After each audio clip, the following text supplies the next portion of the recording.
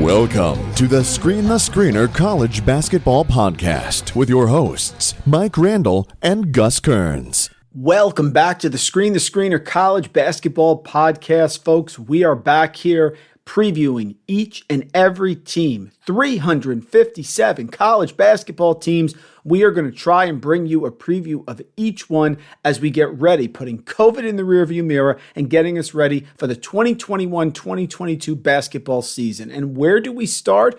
We start with the North Alabama Lions. We go down to UNA to talk to Gregg Dewalt. He is a UNA alum and the former editor for 32 years at the Times Daily. He is now covering Alabama Golf News, alabamagolfnews.com, but he is an expert in all things UNA hoops. Follow him on Twitter at Gregg Dewalt. Greg, it's an honor to have you here to kick off our preview with North Alabama hoops of the 2021-2022 college basketball season.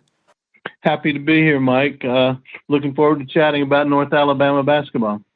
And Greg, I want to kick it off talking about Tony Poolho, the head coach. He's been at the helm for the Lions since their start in Division I in 2018-2019. North Alabama was a dominant Division II program for years, including 2 D2 national championships in hoops. North Alabama, they went from 10-22 to 13-17 to 13-11 this past year with a fantastic 79-75 battle with Liberty in the ASun tournament finals. Certainly have to be pleased at the direction the program is headed, now entering year 4 in Division I basketball.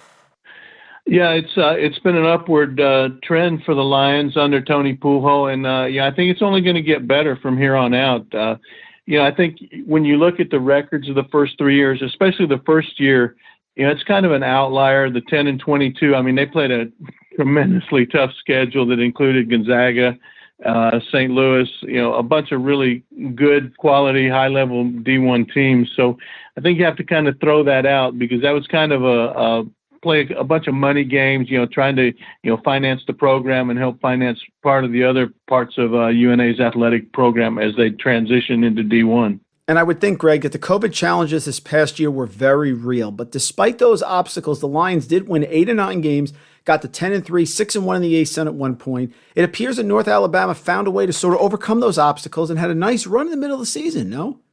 They did. They started out, of course, everybody's schedule was messed up, throughout the year. The games that they had scheduled were canceled because of COVID. So, it was really difficult to put together a schedule. But when they started ASun play, they had some of the middle of the pack, lower level teams on their schedule. So, it might have been a little bit of fool's gold that quick start they got. But they were playing good basketball early on, and then they hit kind of the meat of the schedule. And the ASun also went to back-to-back games. If you were at Stetson, you were at Stetson for a Friday-Saturday game, and then somebody North Florida might be at UNA for a Friday-Saturday. So it was really kind of a messed up year altogether. So the 8 wins were good early. They, got a lot of excitement going, and they kind of proved they could play, but then they hit that stretch there where they didn't do as well and, kind of got exposed in some areas. They had a 7-game losing streak following that hot midseason run, but it's a little misleading because they did play all the top teams in the conference, and they beat North Florida on the road and lost to Bellarmine 66-64. Good Bellarmine team at home before ending the season with a 7-point win over Lipscomb. I think they grew from that run, and you could certainly make an argument that it set them up for that nice run in the ASun tournament. Yeah, they did that game. They closed out the regular season was a huge win. It snapped the losing streak, and they got their confidence back a lot going into the tournament. And then they got a good draw in the tournament, and went to the championship game against Liberty. Mervin James, leading scorer from last season, he transferred to Rider, but the Lions bring almost everyone back. Talk about the returning players and how North Alabama looks heading into this upcoming 2021-2022 season. Well, they lost Mervin, who was a really fine player for 2 years for the Lions. They lost him to Rider. They also lost Manny Littles, who was their leading rebounder, and I think he led the ASun in rebounding. He's transferred. He was going to go pro, and then he decided to transfer to South Alabama. So those are two huge losses in the lineup. But they've got Jamari Blackman, who's one of the original signees when they transitioned to D1. He's a really good 6'1" guard.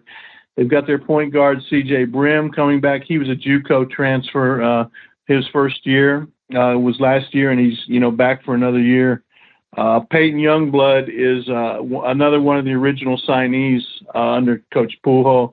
He kind of really found himself. He's a swing player. He kind of goes between a 3 and a 4, does kind of whatever. One of those guys that does a lot of the dirty work. When you need a key rebound, he's getting a key rebound. You need a key shot, he's making a key shot. He's back. And then they've got a guard whose first year was last year, D'Italian Brown.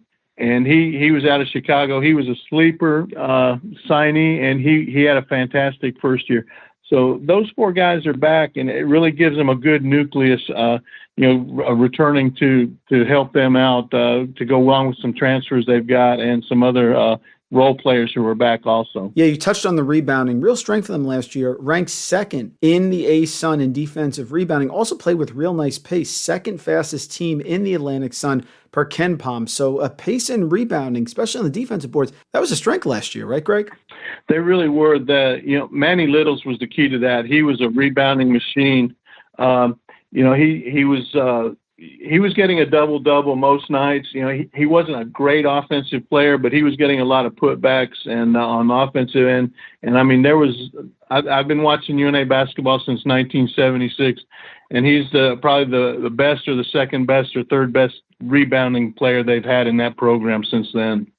Let's turn our attention to next year. Incoming players, hopefully COVID in the rearview mirror, probably a quarantine or 2, I think maybe, but overall should be a pretty smooth season. Talk about the incoming players next year, the recruits, some of the guys you think can really contribute to this team coming up this season. One guy that is kind of an intriguing guy is Dallas Howell. He's a 6'7" forward.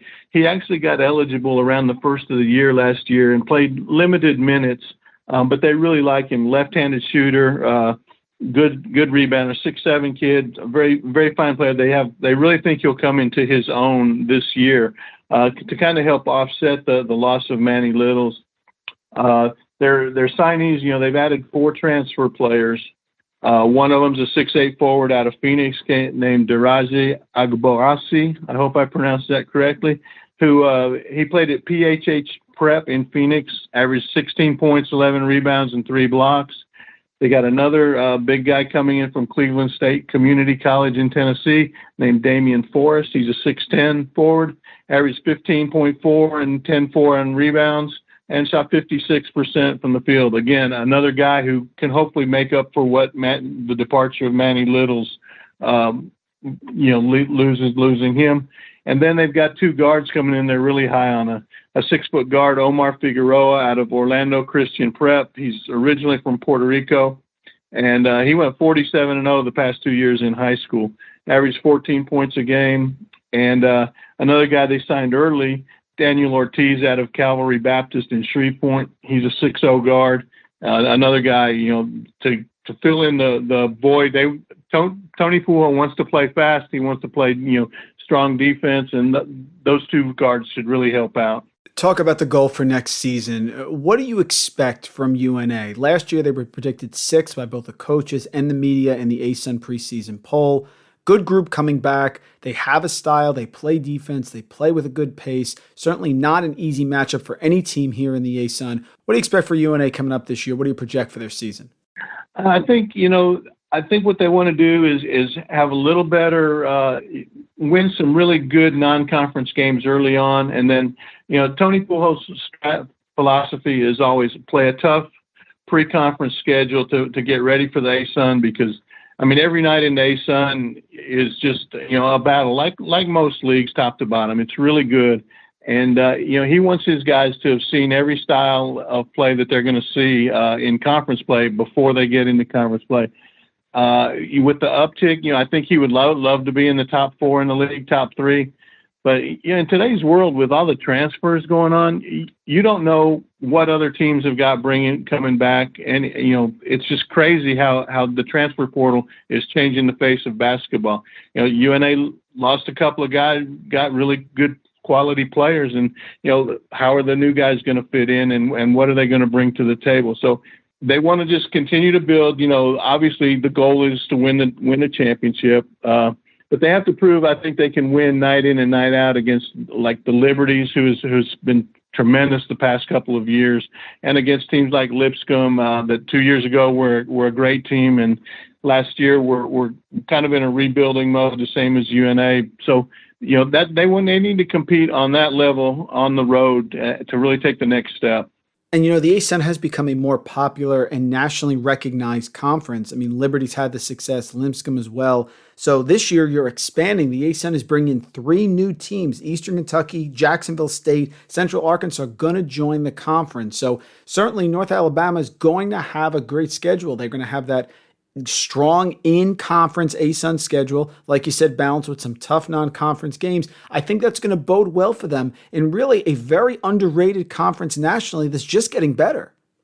Yeah, I think, 2 years ago, the ASun should have been a 2-bid league with Lipscomb and Liberty. I mean, those were both, they were great teams. I mean, I think 2 years ago, Lipscomb played probably the best half of college basketball I've ever seen against UNA, scored like 63 points in the first half against UNA, and ended up going to the NIT championship game.